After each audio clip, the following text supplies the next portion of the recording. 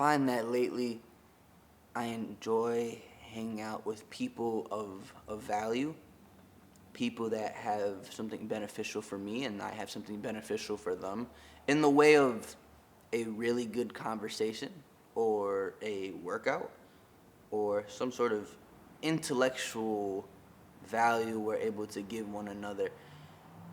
I enjoy putting my time and investing my time into positive things, things about growth, about learning, things that lead me to become a better person. And I feel like to become a better person, you have to hang out with better people. Of course, it's that rule of the 5 people you hang around is, how you end up turning out.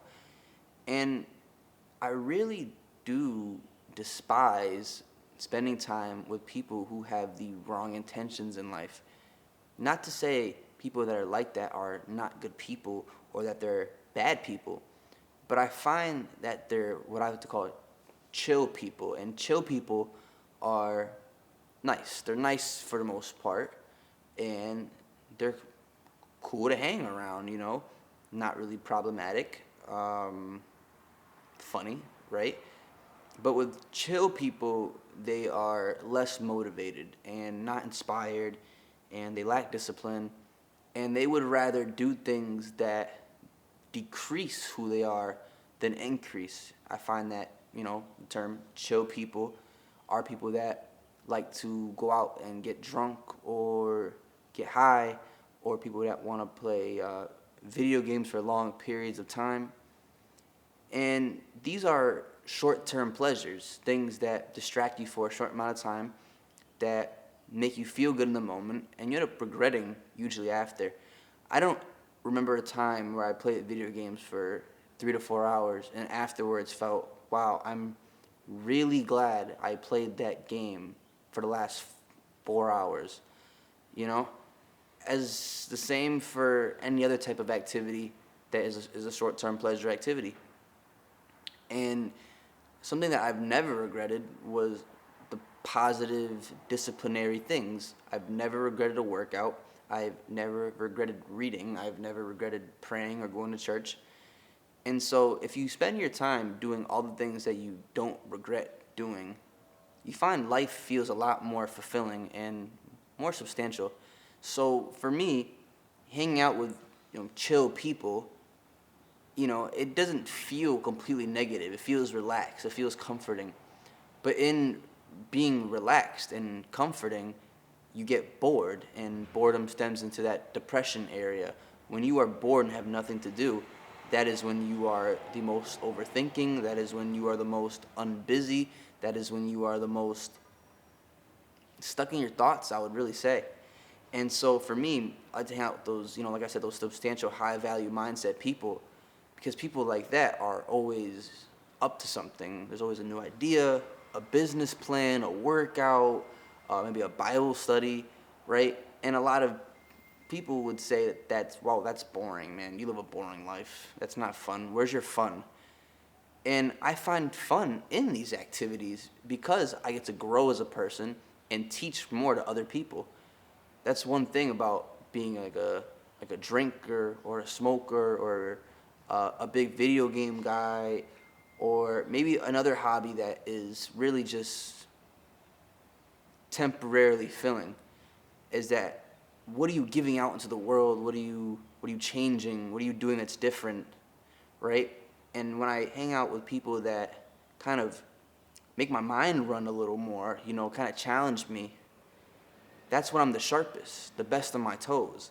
That's when I'm active. That's when I'm in constant motion of learning and becoming that higher potential that I'm constantly seeking. And when you remove the chill people, and even though the chill people aren't bad people, they're not at all. They're kind and they're generous. But when you remove them out of your cycle and you hang out with only the more high value mindset people, you discover that you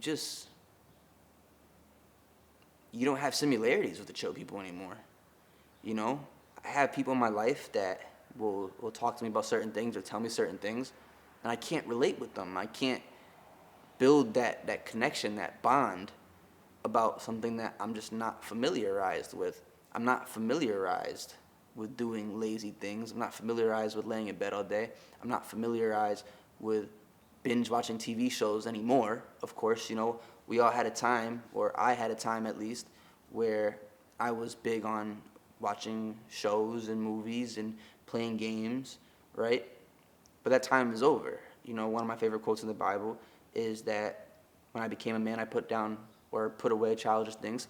And so for me, laziness, procrastination, boredom, video games, distractions that are not positive distractions, that would be childish things.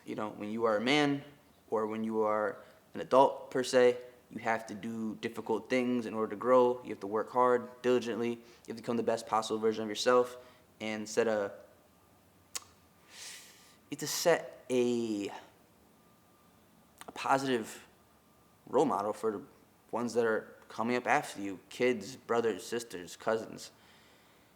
And where I'm kind of wrapping this all into is just part of the people you hang around, but just the fact that I'm really finding a lot of fulfillment in good people, right, in great people, and it makes me aspire to want to be more, to want to do more.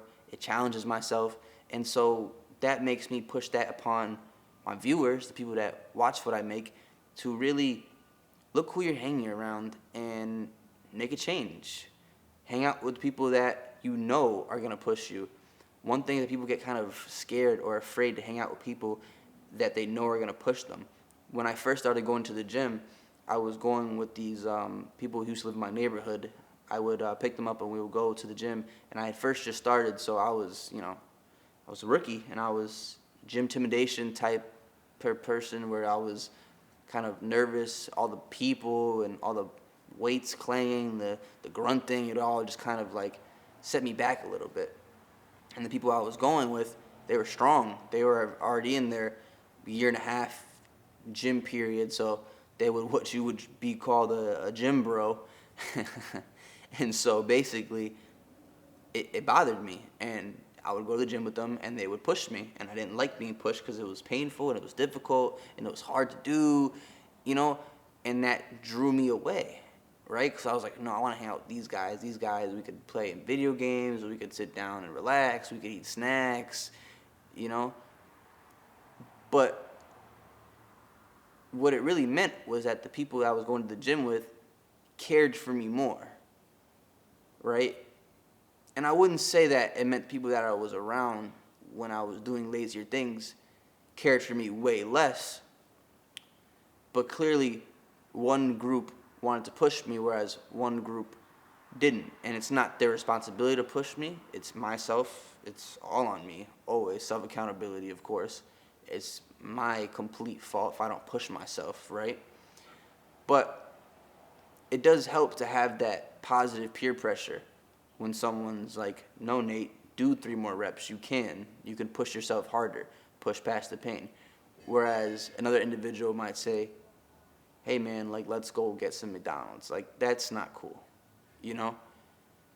And in that, right, I had to separate the people that were, I guess you could just call it the McDonald's style people, and exchange them for gym style people. And a lot of people might say, well, it looks like you changed, you switched up, I would say I grew.